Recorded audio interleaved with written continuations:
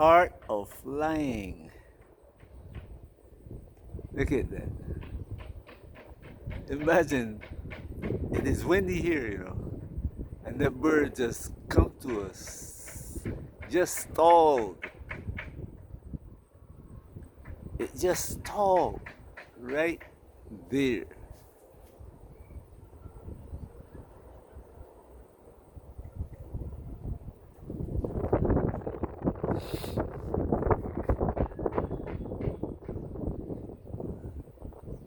One of my favorite birds is an albatross.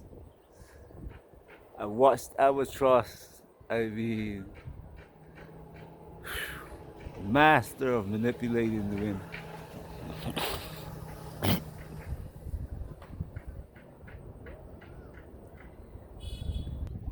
But there are other birds also that are great. I mean, I love to watch them fly.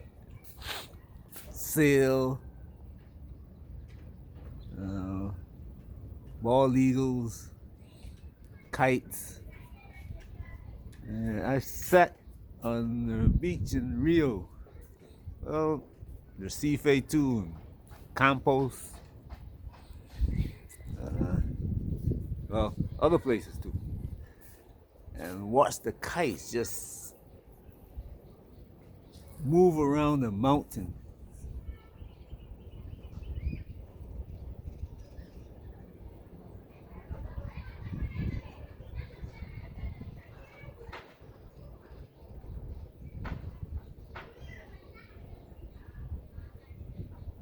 Sometimes there'll be 100, 200 of them just sailing down the coast.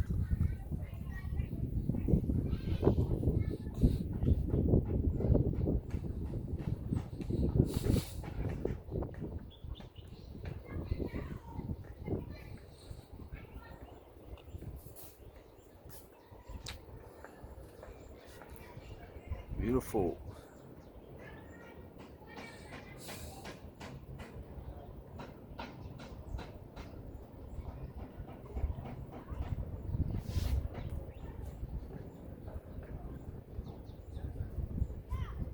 Oh,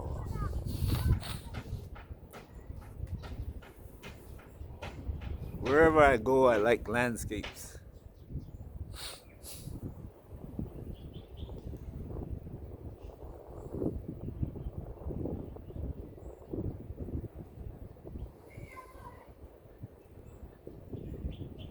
Even Central Park or one in Queens right off Sunrise Boulevard.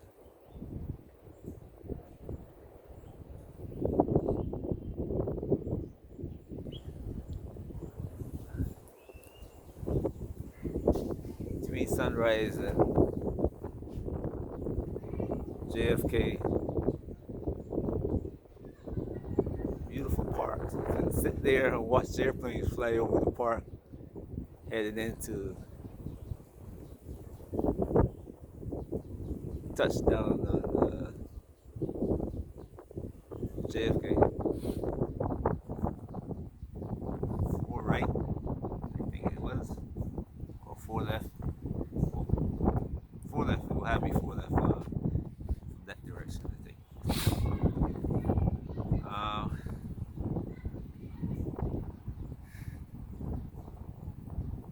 Landscapes. I like enjoy looking at this.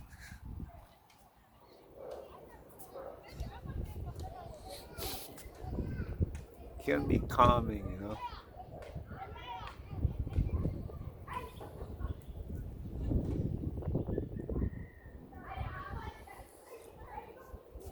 Around the world, people maintain landscapes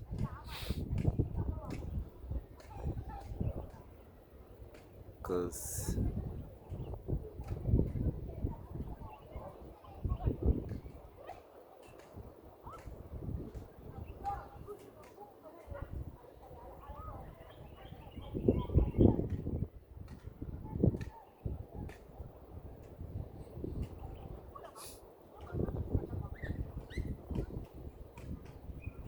it's like life. It's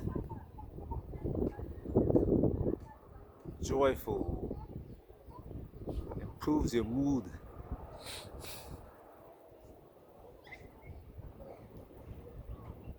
Here in our landscape,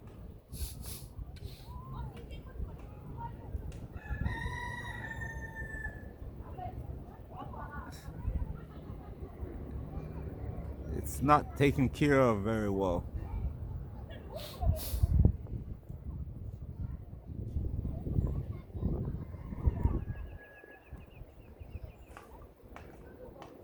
There's so much that can be done and should be done that it's not.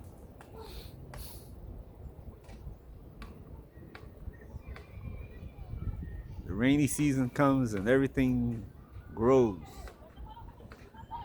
As soon as the rainy season ends, people start burning everything. And the ground becomes exposed.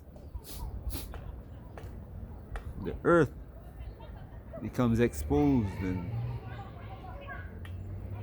turns into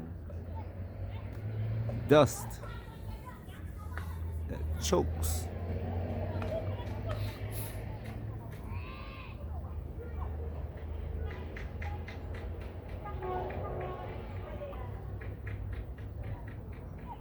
The knowledge of how to take care of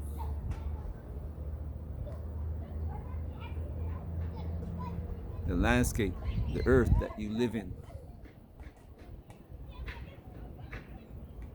When you don't take care of it, it will take your life.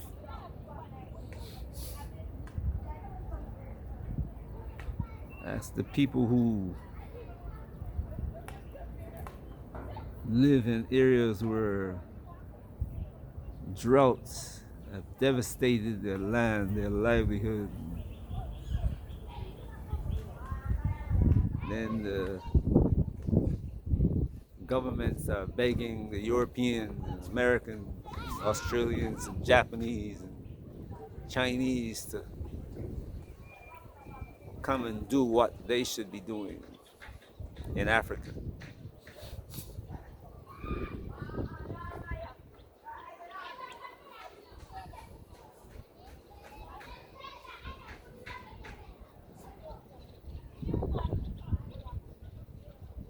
Africa is starving because of lack of knowledge and wisdom and leadership.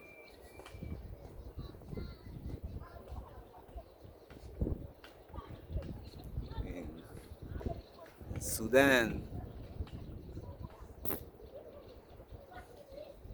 you got two leaders destroying a land, a country.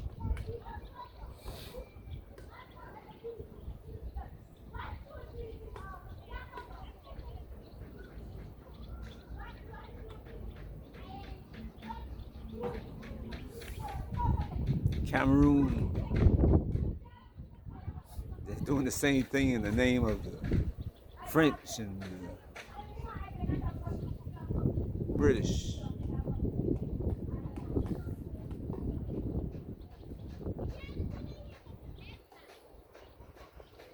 Libya, the same thing.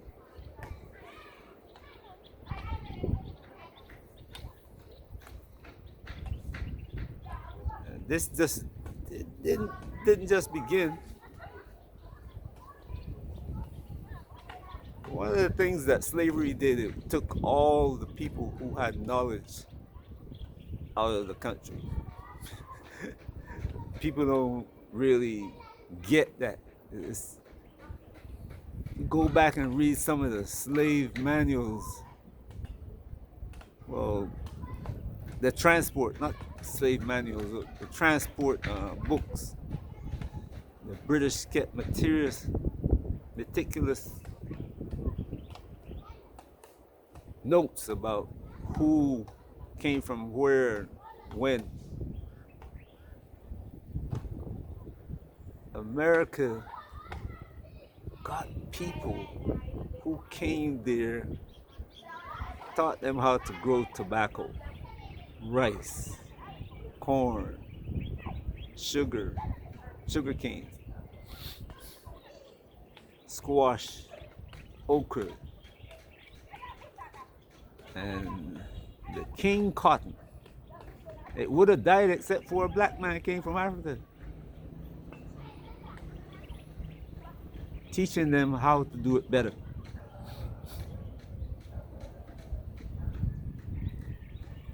So the people who were the leaders of Africa exported the knowledge that they should have used to build Africa.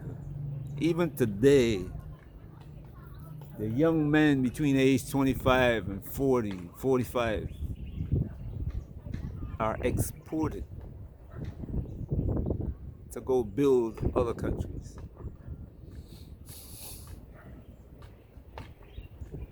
The same young men, well, the ages now is all the way down to about 10, fighting wars between these leaders. One village in Sudan, the young men are dying, the old men, they're too old to build anything. Those same young men that were supposed to be building, dying. Libya, the same thing. Congo, same thing.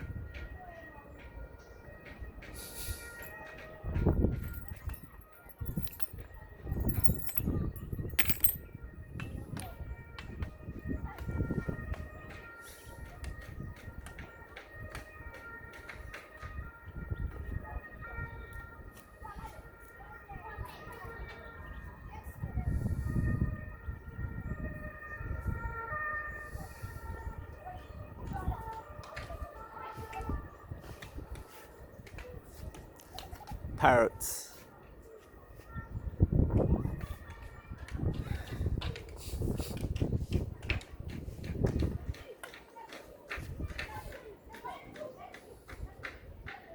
Wisdom to do what's right,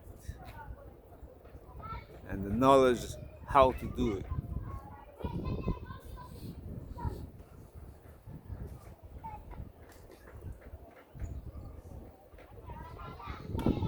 Man will build a house, huge house.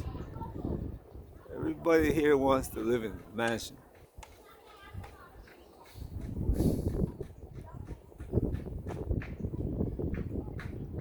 Pave his yard so that not a grain of grass or a plant will grow. No flowers. The whole yard, 50 by 50 meter yard, paved. Nothing grows on it. But we are importing food. And the leaders don't say, hey,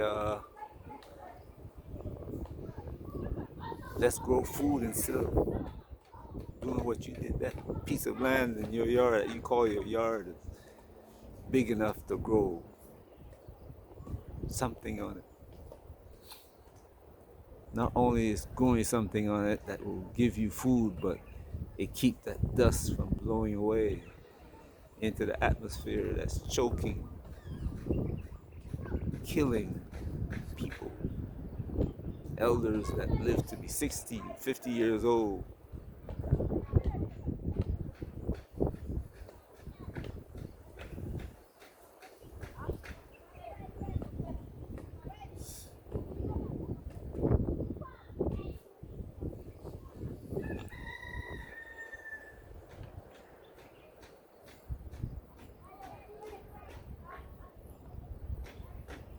Some of the most beautiful landscape, even the desert is beautiful. But the desert is moving in because people cut down all the trees and bush as they continue to do. I mean, like I said, they've been doing this thousands of years.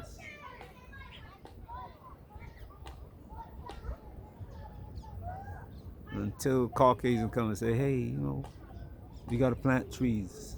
And they come and set up programs to plant trees. They're not doing it for Africans' benefit. They destroy the atmosphere, the ozone layer. And know that if they don't hold back that desert that's growing year after year, that pretty soon they will be gone.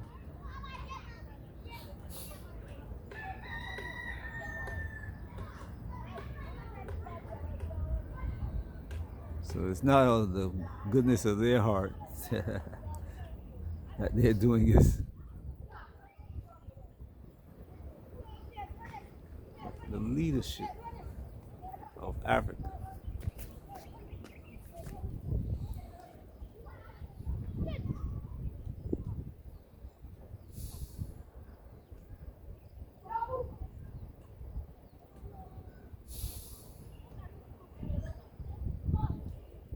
Old men killing off the young generation to satisfy their greed. And like I said, places like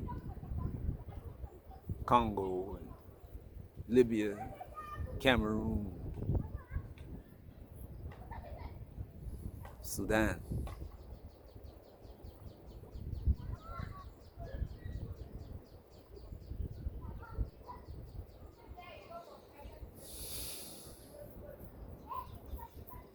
Greed.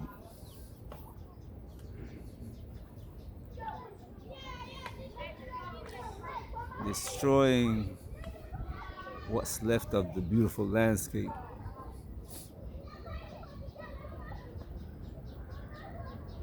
Greed.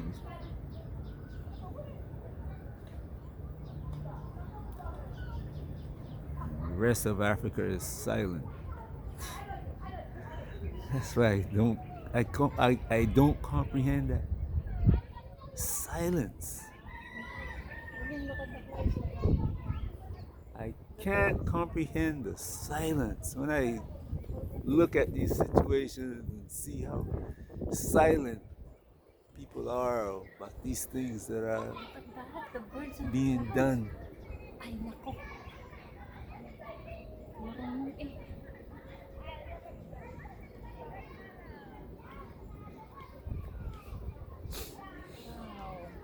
But hopefully we can change this, and swiftly. Hopefully this can be changed before this man ends his war and come to change the jungle into his garden, because the one he's living at now is dying, and kill it. But see, it's not the garden that's the problem that he's wanted. He wants the resources that is underneath it. You can see he turned the landscape into a mess before he left to get those resources that he think he's gonna come back, and the garden is gonna be around his house. Where Africans live, guess what it's gonna be like?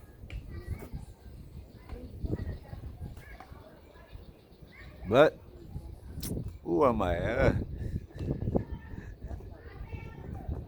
You really don't want to hear from me. You don't want to hear these things that I'm talking about. Who is this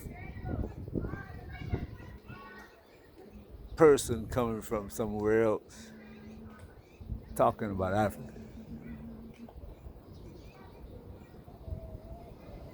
Some will say, well, he's not African. Well,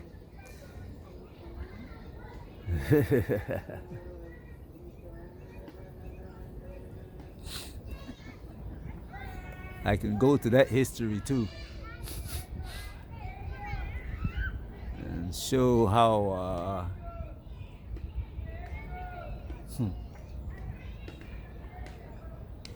see, the earth turns, and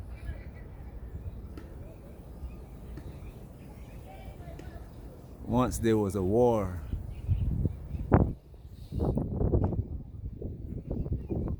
between two rivals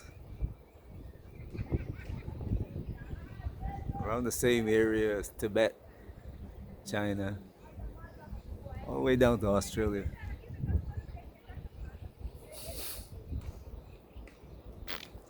When it was over, half the world's population at the time were dead, and the other half were struggling to survive.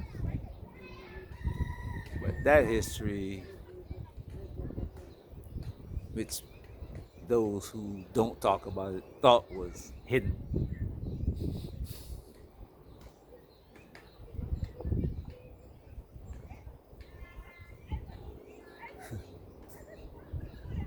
if it were to be known,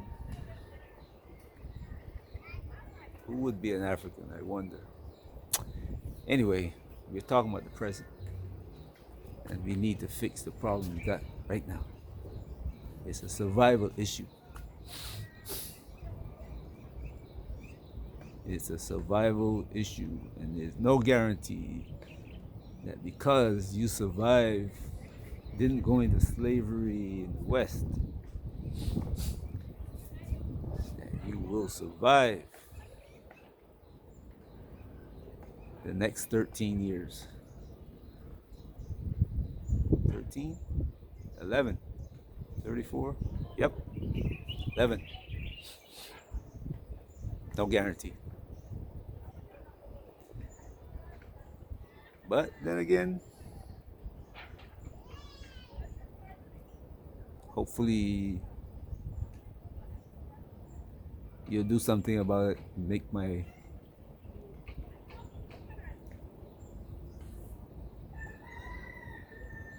there's always choices. You know, when you walk out in the street, you can always walk underneath a car. But then again, you can walk on the sidewalk. Always choices. Wow, look at that.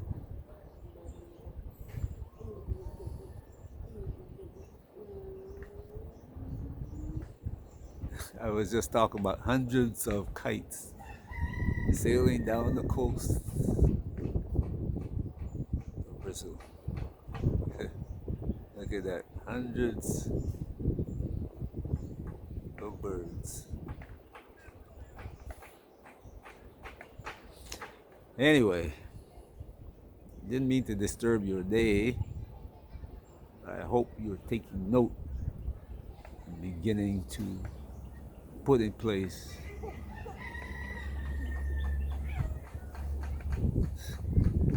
take action that's going to keep Africa falling prey now, because Africa, there's no country in Africa, not even you put every army in Africa together, will they be able to fight an army from even Germany that's going up against the Russians with the EU. Nevertheless, the US. So you got to come up with other options. Better do it quickly. Have a great day wherever you are. Be safe. Peace.